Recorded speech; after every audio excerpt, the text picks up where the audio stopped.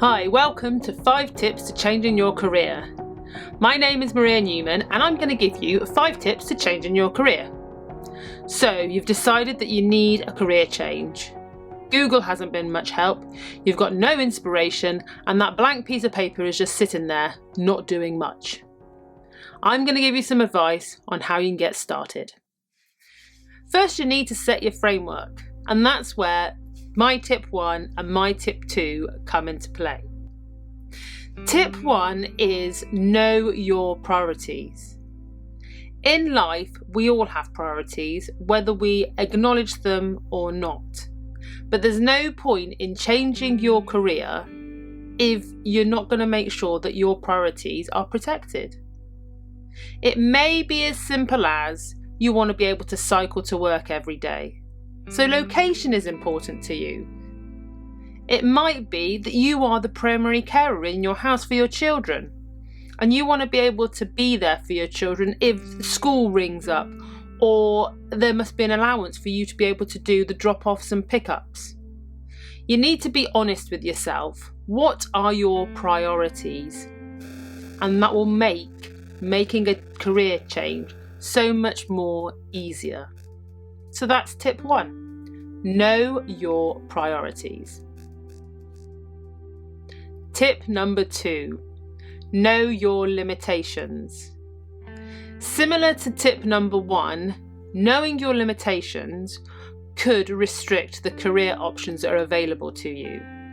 But at least if you know what those limitations are, you can then make a judgment. You can decide on whether actually they are going to limit you, or you just need to find an alternative. You might not be able to drive, so probably applying to be a bus driver wouldn't necessarily be a good option. But say you can't drive, all it does is it limits how you get to work and where you work. It might be a case of finding somewhere where you can easily walk, take the bus, cycle, maybe lift share. But you need to know what your limitations are, because that way then you can make a decision on how you deal with them. That's tip number 2. Know your limitations. You've now set your framework because you know what priorities you have and you know what your limitations are. It's now time to look at the field of work. So tip number 3 is know your field of work. In simple terms, it's looking at the industry you want to work in. Which areas are you interested in? What are you passionate about? If you're really finding it difficult to answer those 2 questions, then look to your childhood for a clue. When we're children, we don't have limitations. We think anything is possible. And actually, it probably is. So think about what you wanted to be when you were a child. Alternatively, is there something that you really love today? You may love the field of aviation, so have a look at it, do a Google search, see what comes up. Are there any jobs that particularly interest you?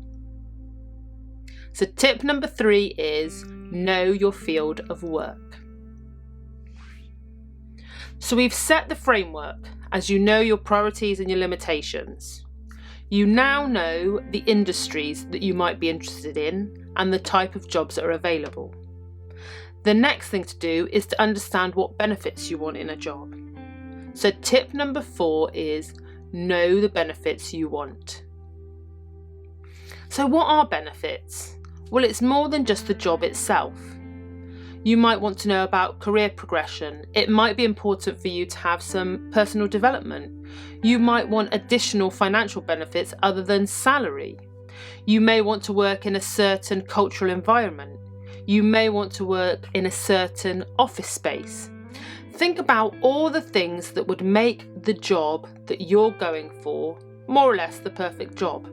What benefits would it have associated with it? So that's my tip number 4.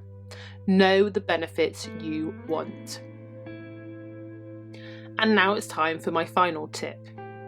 You've set the framework, you know your priorities and limitations, you know the industries you might want to work with and the roles associated with them. You've also decided what benefits you want as part of your job.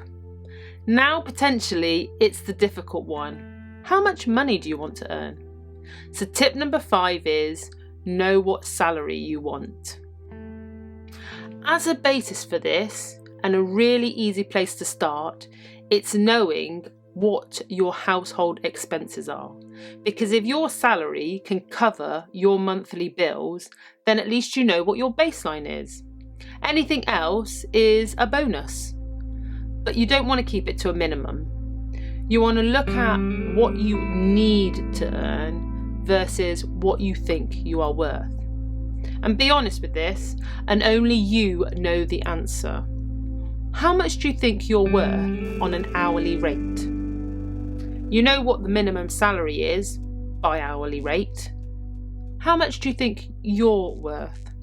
How much do you think an employer is willing to pay you?